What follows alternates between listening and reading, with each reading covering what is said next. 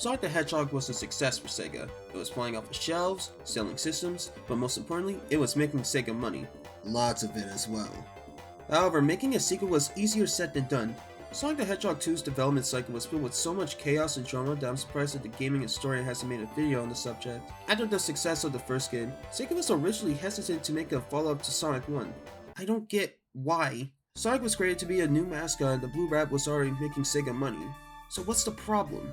I guess that had something to do with Sega of Japan.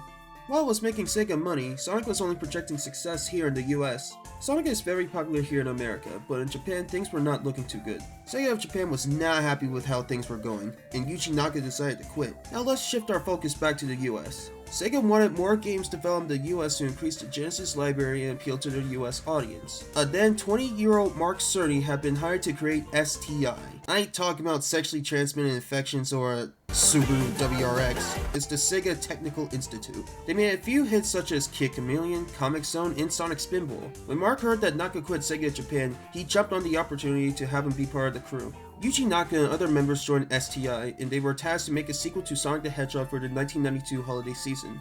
Naka will only agree if a two-player mode could be implemented since he wanted that to be in the original game. So another competition was held for the new character design. Forgive me if I botched this. Yasushi Yamaguchi's design won. The character's name is Miles Prower. Well, Miles Prower is his government name, but his nickname is Tails. Whatever his name is, he is way too fucking cute and I love him. Sonic 2 was conceptually a bigger and bolder game. It was planned to have 18 zones, a time traveling mechanic, but due to limited time, it was cut to 12 zones and the ability to time travel wasn't implemented. Yet. However, recently with the help of the Video Game History Foundation, there was a discovery of lost assets of the game's development such as concept art and level design. We even found out some of the unused art for the level Genocide City Zone was used in Sonic Spinball. They hired fan game developer Hezmania, creator of the Sonic Classic duology, to reconstruct the level. I love like this. Digging for more details about a game's development cycle and uncovering lost material is amazing. As you can see, Sonic 2 went through development hell. But the worst thing was probably the culture shock for the Japanese staff. They're so used to crunching, you know. Hurry up and get this shit done, y'all niggas ain't leaving until then. Sleep under your desk if you have to. Well, here in the States, we have an 8-hour schedule. This also created problems with communication due to language barriers.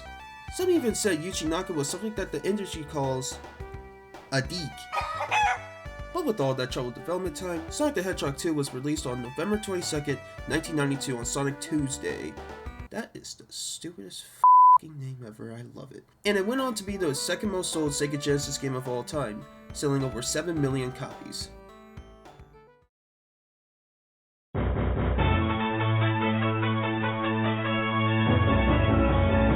After the events of Sonic CD, yeah, timeline-wise it goes Sonic 1, CD, then 2. Listen, I don't make the rules, man, okay? Sonic decided to take a little detour to West Side Island. This is where we meet Tails, and we see him get bullied by these other two foxes because he dared to be born different. But as soon as Sonic runs past them, they get packed up Looney Tunes style. Enamored, Tails decided to chase Sonic and has kept up with them ever since, becoming an iconic duo. Meanwhile, Robotnik has been watching Star Wars. I want to do that. TLDL, Robotnik is back, new frame drop, the sky is blue, the earth is flat, there is a 7th emerald now for some fuck reason, yada yada yada. Go stop. Sonic 2 plays like the original but with a few additions. The big change is the removal of the speed cap. Sonic's speed was capped in the first game, but it wasn't a complaint due to level design accommodating the speed. In Sonic 2 and how most levels are constructed, you could go at breakneck speeds. Next we have a new ability called the Spin Dash. If you press down and mash the jump button, Sonic or Tails rev up, and when you let go of the down button, you get a burst of speed. This makes traversing levels quicker, and if you use it right, you can jump on higher pathways. In this game, you can play as Sonic or Tails. They play the same. You see Tails fly or swim, but you can't do either of that. You can also play as Sonic and Tails. If you have a second controller connected, you can control Tails. Tails is invincible, can grab rings, and destroy bosses. You'll get a lot of mileage with them.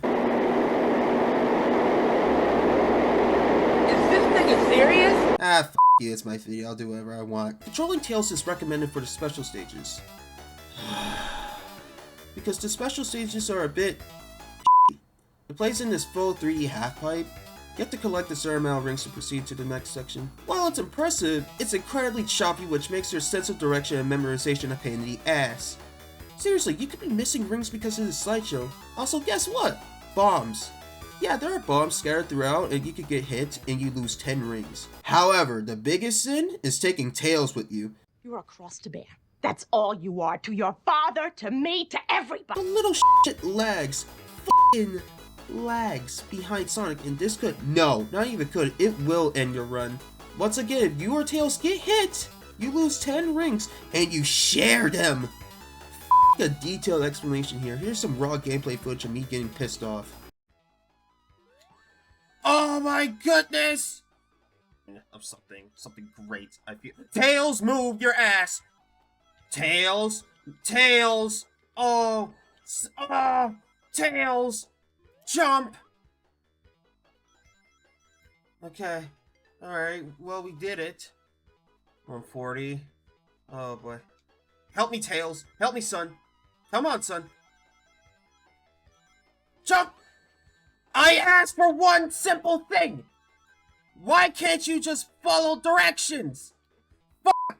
We're missing 3 rings! 3 rings, Tails! That's 3 fucking rings! We can't keep going to these special stages, son! This shit's expensive! It's hot out there! I can't be spending all my rings! I come back getting robbed! I'm ringless every time we come out. Do you understand that I'm ringless?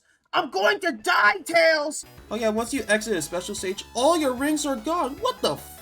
Why was I being robbed? You could potentially go into a boss fight ringless. Once you obtain the 7th Chaos Emerald, you have the ability to transform into Super Sonic, making his first appearance here. At the cost of 50 rings and jumping, you transfer into the golden form. You can collect all 7 emeralds with Tails. What do I get? You get dick, because you are a follower and a thief. Super Sonic is faster, can jump higher, and is invincible. However, his ring count drains and he can still drown, so watch out. It's a pretty solid reward and you can potentially cut down game time, but the trade-off is playing the worst part of the game. Yeah, f*** these special stages, dude. I know we see them in later games, they do. I'm getting mad, I'm stuttering. I know we see them in later games, they do get better, but here in this game, nuh-uh, it's straight penis. Hi, future Jayden here. Yeah, I thought I had this done in the VO, but apparently not. So, like, I had like this section of the script where I talk about the process of getting to the special stage, but no, it's just gone. I don't know what's going on, but f it, we ball, right? So getting to the special stages are easy. All you need is 50 rings and reach the checkpoint, but the process of like getting there is just like, ugh. You have to like play a Sonic game like real slow. You have to be real careful, so you don't get hit. You lose all 50 rings. The maximum you get from like picking them back up is 20. And yeah, it's just tedious and it's dumb. But at least you have like multiple chances, but you essentially have to do like a no damage run and had to like play a Sonic game like real methodical like. No, I don't feel like doing that. That's bad. I just wanna go fast, goddammit. For the most part, the level design is pretty good. Emerald Hill Zone is a faster, more streamlined Green Hill Zone. The flow is great and a perfect start. Chemical Plant shits all over Marble Zone. Chemical Plant is faster and has a bunch of paths. The level alone has so much replay value. The only downside is this part of the level that every consumer knows. The section by itself is just fine. It's another platforming challenge, but sometimes you get this weird collision issue. It's a little annoying, but it doesn't kill the game for me. Other than that issue, this might be the best level in the game. Objectively speaking. Aquatic Ruin Zone might be the best level in the game. Subjectively speaking. This is the water level here, but it's nothing like Labyrinth Zone from the previous game. It's fast and it flows nicely. Also, the challenge of not touching the water is great. It's a great zone to show off your skills. Casino Night Zone is Spring Yard Zone but with Las Vegas Vice. Casino Night gimmick is this slot machine. You can win up to 50 rings to use them for another crack at the special stage, or get scammed by Boogie. Both Aquatic Ruin and Casino Night Zones are really fun to time attack. Then we have Hilltop Zone. It's a lot slower than all the previous zones. It's not like Marble Zone because it does have a flow to it. It kind of flows like a Super Mario level if you ask me. It's okay, but it's not my favorite. Mystic Cave Zone is good. Really good. It's tricky, but it's really, really fun to play. What the hell?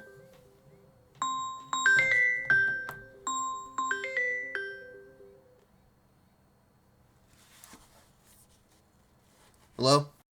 There's not much else to say about Mystic Cave Zone except that it's another great zone to time attack. It's also home to...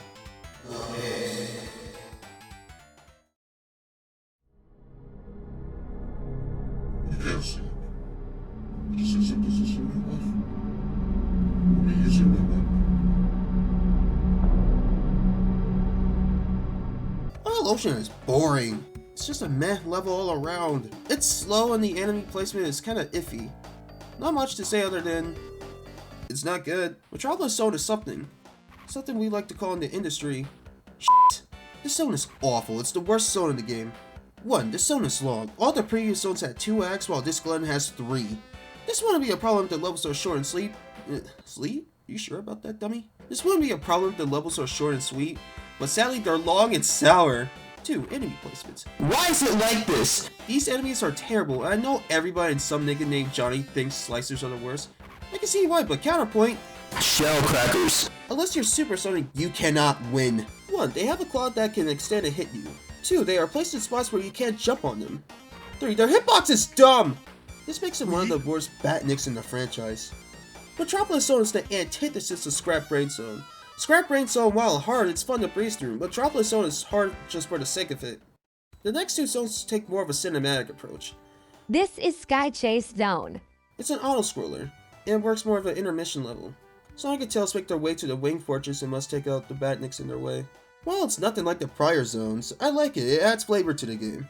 Next up is Spring Fortress Zone. Once again, I would like to draw a comparison to Super Mario, mainly the airship levels from Super Mario Bros. 3. It's sort of the same concept, but it feels more cinematic. Dino Robotnik has learned from his last encounter with Sonic. Most of the bosses are pretty good. I'll be talking about my favorite ones here. The ones that I don't mention are either lame or bullshit. I really dig Chemical Plant, Aquatic Ruin, and Hilltop Zone's boss fights. I like Wing Fortress Zone's bossing concept. Chemical Plants has a nice challenge. You're trying to avoid robotic attacks and you have to time your jumps because these platforms will collapse beneath you. Aquatic Ruin's boss fight is okay, but it's one of my favorites because how gimmicky it is. This has to be Robotnik's worst invention. Really? A hammer? Don't you feel silly? Hilltop's boss fight is a remix of Marble Zone's fight from the first game. It's a much needed remix. Now it's a decent fight. For your first time, they can be challenging, but they're pushovers once you know what to do. Then we have the last level in the game, Death Egg Zone. In this level, you have no rings and face 2 bosses back to back. First, we have Silver Sonic, the first of many Robo Sonics. Spoiling my take, Mecha Sonic's the best. No, I'm not biased, you're biased! Silver Sonic is a piece of cake. Just make sure you avoid his spiky quills. Once Silver Sonic has been defeated, you chase Dr. Robotnik to his latest and greatest creation, the Death Egg Robot. That's what happens when you f*** a stranger in the ass, Larry! You can really cheese this boss if you want to. However, it was so satisfying to take down what seemingly an impossible giant. Seeing the Death Egg Robot fall and mad dashing out of the Death Egg Michael Bay style was awesome. Then we have Sonic falling back into the earth and Tails coming to his rescue with this beautiful piece of music. It's just, it's so good! There are very big improvements here. The level pacing is pretty solid and we have faster and tighter gameplay. I have some gripes with a few of the levels, and the biggest offender being the special stages. The special stages are optional, but Metropolis Zone? Yeah, you already know how I feel about it. Multiplayer can be a great time as well. You can only choose Emerald Hill, Casino 9, or Mystic Cave Zone. You or a friend can race to the finish or see who can nab the most rings in the special stage. But why the f would you want to do that? Overall, this game is great and it does a job as a sequel, providing a refined and faster experience.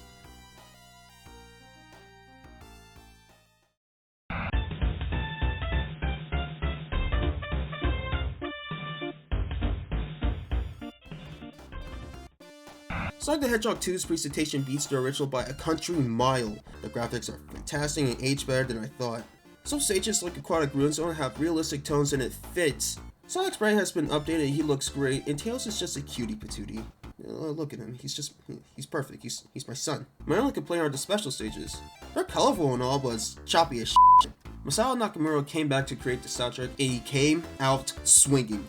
Oh my god, this soundtrack goes hard. Just have a listen, man.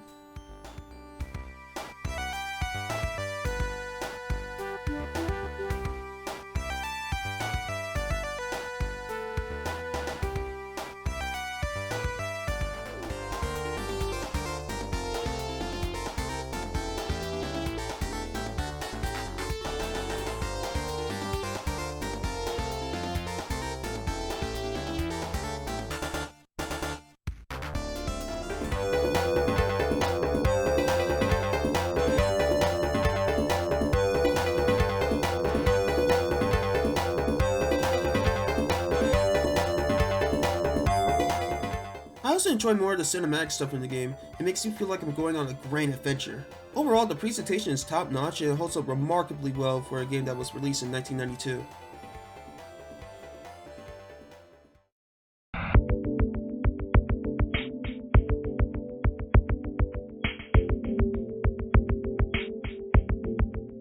Like the original, Sonic the Hedgehog 2 has seen many ports and re-releases through compilations, but the go-to versions are the 2013 mobile remasters from Christian Whitehead and Stealth. It has all the bells and whistles from the Sonic 1 remaster, and the special stages are in true 3D as well, which makes them easier to navigate through. Tails does not lag as badly compared to the Genesis original. These special stages change everything, and I can clear most of these in one take. This version has a restored hidden palace zone. Even has enemies from the prototype. It's a fun level! There are two things to note though. First off, the track is not the original theme. It's Mystic Cave's 2-player theme. It's a good song, but I wish they used the original track.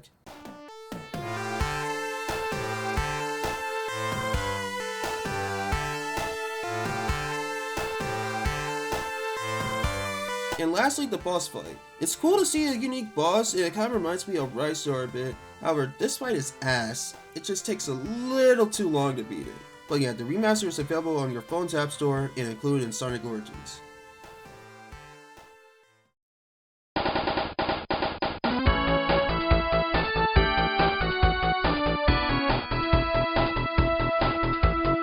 Sonic the Hedgehog 2 aged like fine wine. While a few annoyances here or there, I keep coming back for more and more and more. Easily this game gets a B rank.